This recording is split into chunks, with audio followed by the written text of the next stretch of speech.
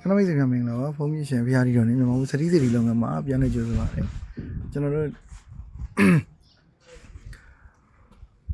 အချင်း16ပေအမြင့်3ပေရှိတဲ့ပန်းနေကုန်ပေါ့နော်စိမ်းတော်ခါးပန်းနေပါအပါဇီရီကတော့ညံတော်6ပေရန်ဇီရီကတော့ညံတော်2ပေခွဲလေးပေါ့နော်2ပေခွဲ8စုနဲ့မြန်မာဇီရီအောင်မြင်စွာတက်ဆင်ပြီးပါပြီကျွန်တော်တို့စိန်တောင်လေးပေါ့နော်ကျွန်တော်တို့စိန်တောင်လေးပါတယ်ဒီမှာဆိုရင်ကျွန်တော်တို့ခင်းပြားဆိုတာအပြည့်ခင်းထားပါနော်အကုန်ထီးတင်ဖို့ ready ထားတာပါနော်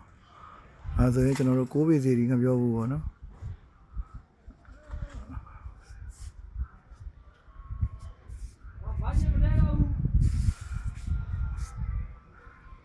6ပေစီဒီကပြောဘူးကျွန်တော်တို့ဇေဒီမာယူရင်ကျွန်တော်တို့ဒီလိုလေးပေါ့နော်ထီတော့မတင်ခင်ဒီလိုလေးယာယီတက်ပြီးတယ်ပေါ့နော်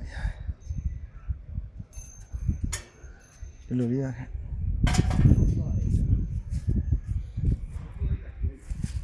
ဒီလိုလေးနော်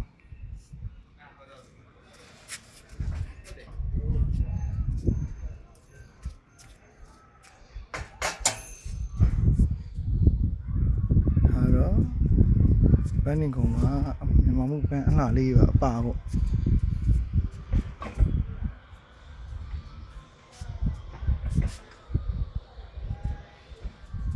ကျွန်တော်ဒီဘက်ထိတ်မှာဆိုရင်ကျွန်တော် maintenance အတွက်ပေါ့နော်နောက်နှစ်အရန်ကြာတဲ့ခါကျရင်ဝင်ပြီးတော့စစ်ဆေးလို့ရအောင်လို့တကယ်လက်ပေါ့နော်အတွင်းလက်လုပ်ထားအတွင်းလက်လုပ်ထားတယ်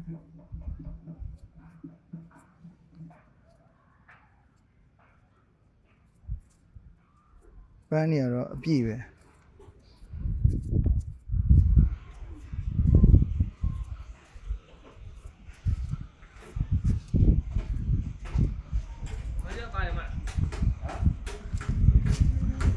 ပန်းနေရတော့အပြည့်ပဲ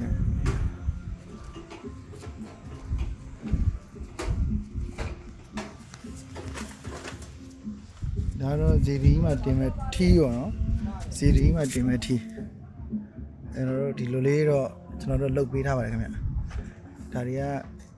ကျွန်တော်တို့ကစီဒီဝင်ရင်မြစ်တာလက်ဆောင်နဲ့လုတ်ပေးတာတွေပေါ့နော်